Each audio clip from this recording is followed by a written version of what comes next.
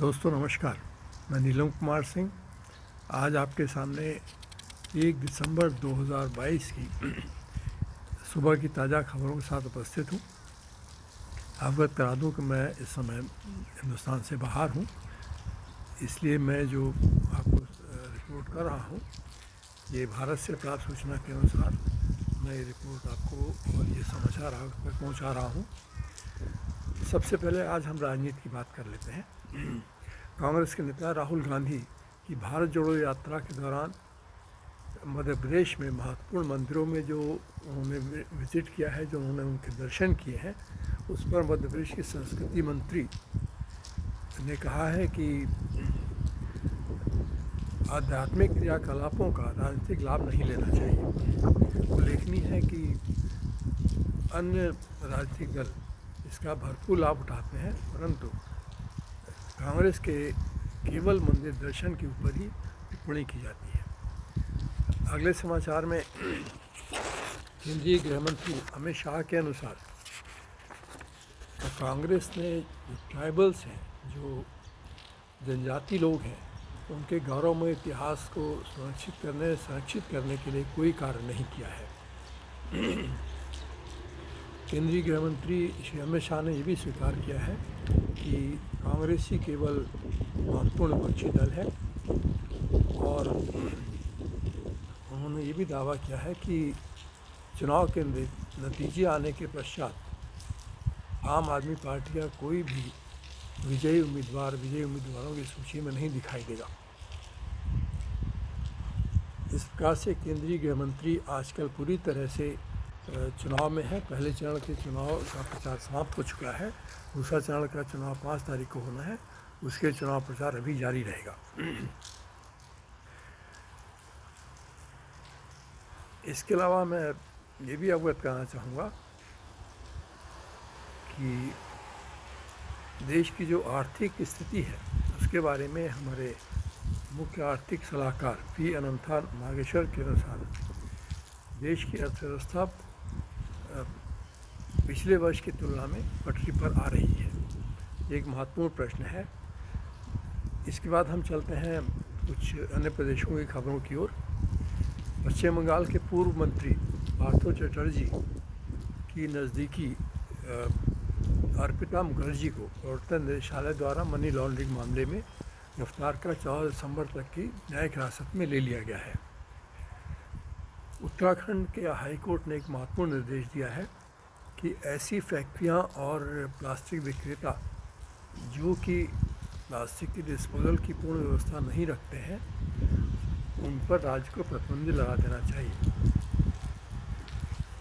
इसके अलावा मैं ये भी अब बताना चाहूँगा कि एक दुखद समाचार है। ब्रिटिश सुप्रसिद्ध संगीतकार क्रिस्टी मैविक का 79 वर्ष की उम्र में निधन हो गया है।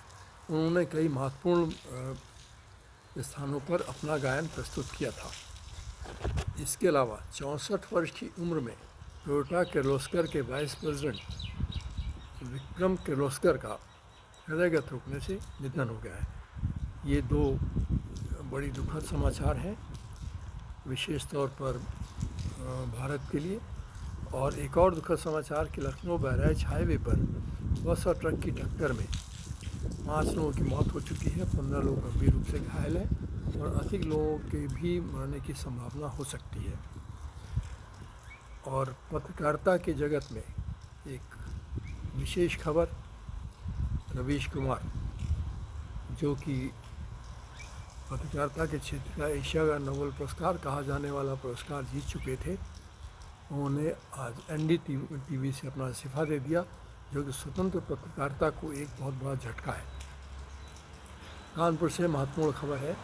छत्रपति शाहू जी महाराज विश्वविद्यालय में जो 25,000 विद्यार्थी आक्रोशित थे, उनको राहत दी गई है।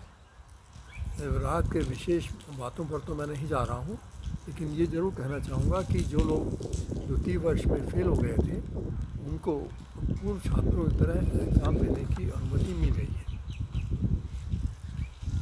चीन के पूर्व राष्ट्रपति जियांग ज़ेमिन, उन्होंने 1989 के पश्चात कम्युनिस्ट पार्टी का नेतृत्व किया था, उनका भी 96 वर्ष की उम्र में निधन हो गया है। पूरे देश में गड़बड़ियों की सूचनाएं कम नहीं हो रही हैं। जो भर्तियां होती हैं उनमें गड़बड़ियों की सूचना लगभग प्रत्येक प्रदेश में प्राप्त हो रही है। इसी क्रम में जम्मू एंड कश्मीर एसएसपी के द्वारा आयोजित की जाने वाली अकाउंट्स असिस्टेंट की परीक्षा में जो कथित गड़बड़ी हुई है, उसमें सीबीआई द्वारा 14 स्थानों पर छापे मारे गए हैं। अब चलते हैं खेल की खबरों की ओर। भारत न्यूजीलैंड में एक दिवसीय 3 मैचों की श्रृंखला में भारत 1-0 से पराजित हो गया है। भारत ने ऑस्ट्रेलिया को तीसरे हॉकी टेस्ट मैच में पराजित कर सनसनी फैला दी है। इसके अलावा कांग्रेस द्वारा चुनाव आयोग से गुजरात चुनाव के दौरान प्रथम चरण के चुनाव होने से पूर्व सर्वे का प्रसारित किया जाना आपत्तिजनक बताया है और इस पर चुनाव आयोग से गंभीर शिकायत भी की है और कठोर कार्रवाई की मांग भी की है।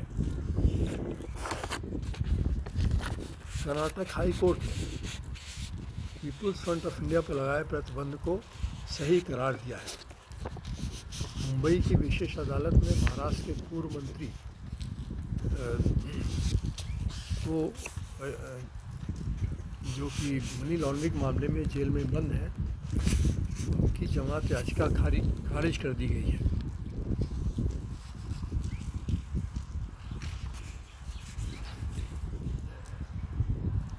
आज के जो प्रमुख समाचार हैं उनमें केवल इतना ही।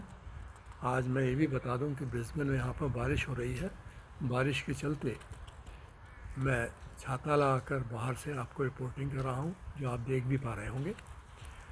और इसके साथ ही आज के समाचारों में इतना ही। और मैं आपसे गुजारिश करना चाहता हूँ कि हमारे चैनल को सब्सक्राइब करें, ज़्यादा से ज़्यादा शेयर करें। मैं आपके सम्मुख आपराधिक खबरों को छोड़कर अच्छी से अच्छी खबरें जो आपका ज्ञान वर्धन भी करेंगी और आपके सामान्य ज्ञान में वृद्धि करेंगी, सामान्य स्थितियों को भी जानेंगी, की जानकारी आपको देता रहूँगा। और आपसे बार बार गुजारिश है कि हमारे चैनल को सब्सक्राइब करें, हमें समर्थन दें, ताकि हम आप तक अच्छी अच्छी खबरें पहुंचाते रहें। इन्हीं शब्दों के साथ मैं आपसे विदा लेना चाहता हूं। नमस्कार, धन्यवाद।